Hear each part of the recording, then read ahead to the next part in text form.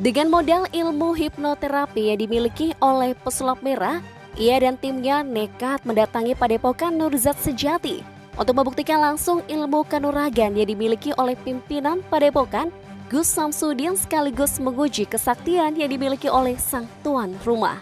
Sayangnya, adu sakti pesulap merah Marcel Radival versus Gus Samsudin gagal terlaksana karena tak diizinkan oleh tokoh masyarakat setempat. Terlepas batalnya adu sakti antara praktisi supranatural versus praktisi hipnosis ini, beberapa poin berikut mungkin bisa jadi petunjuk yang membuatmu bisa menyimpulkan siapa sebenarnya lebih unggul.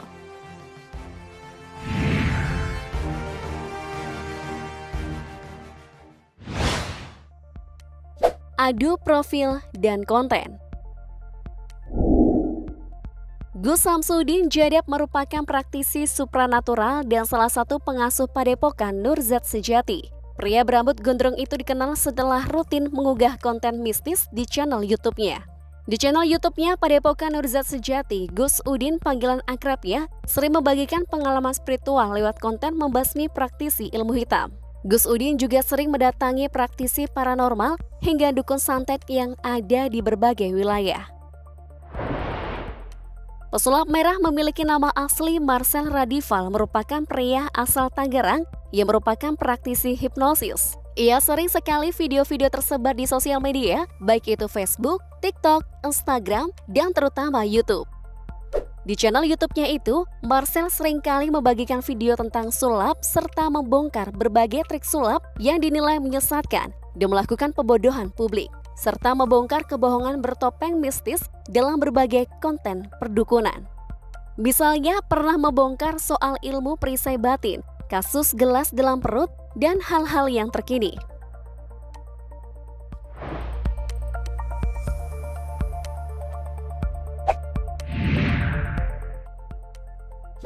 Adu sakti. Dari sudut pandang keilmuan, Gus Samsudin merupakan seorang pendakwah dan ahli pengobatan dan disebut memilikinya ilmu kebatinan dan kanuragan.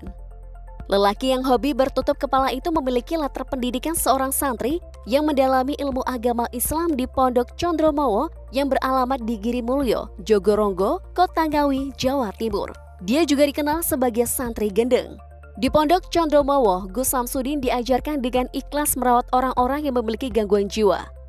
Sementara itu, sebagai pendiri Padepokan Nurzat Sejati, ia juga mengobati pasien dari berbagai daerah yang mengalami berbagai keluhan, terutama pasien yang mengalami gangguan jiwa.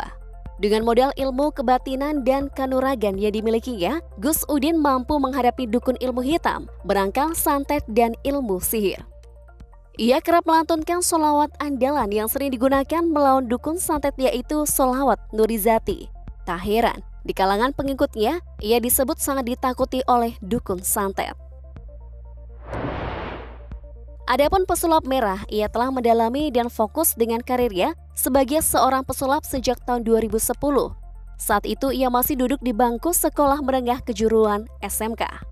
Ia pun bergabung dalam Tangerang Hypnotis Community agar kemampuan sulapnya lebih terasa lagi. Semakin dewasa, keterampilan sulapnya semakin matang, hingga ia memilih concern berkarir sebagai pesulap sekaligus YouTuber.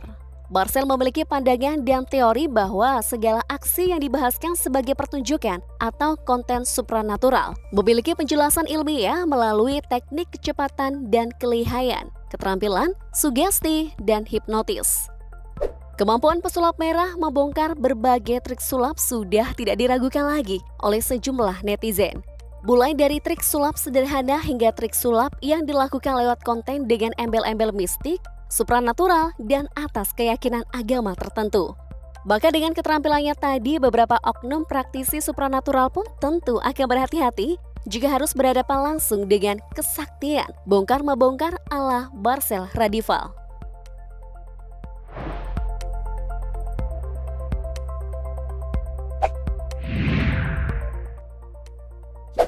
Adu kekuatan.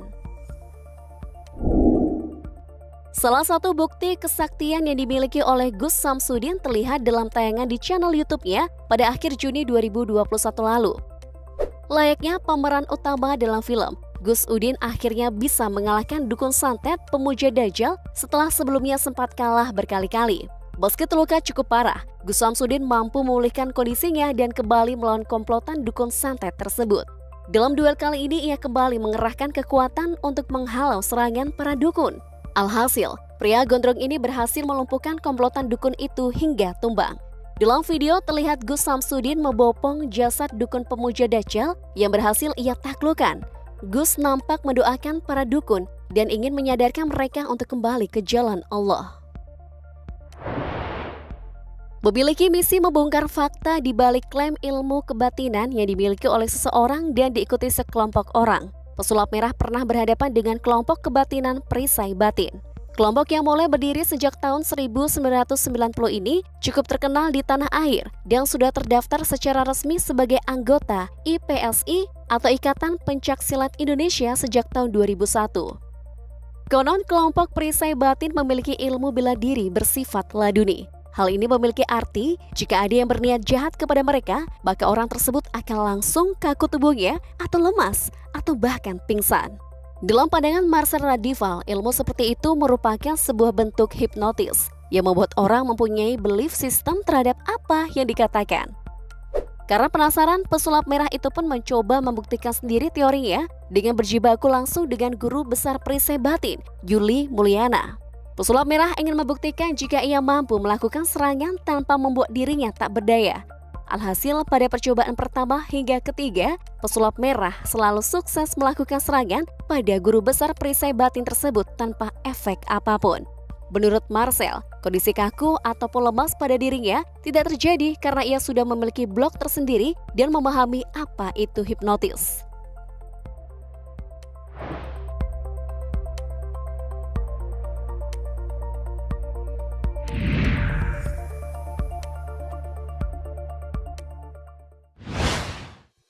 Dalam siaran langsung di channel YouTube-nya, Gus Samsudin menjawab pertanyaan salah satu subscriber-nya yang menanyakan tentang kedatangan pesulap merah.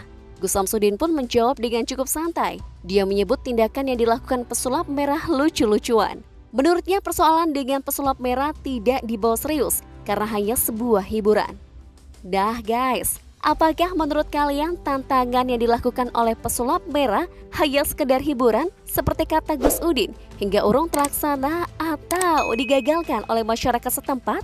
Andai adu sakti terjadi, kira-kira siapa yang lebih unggul ya?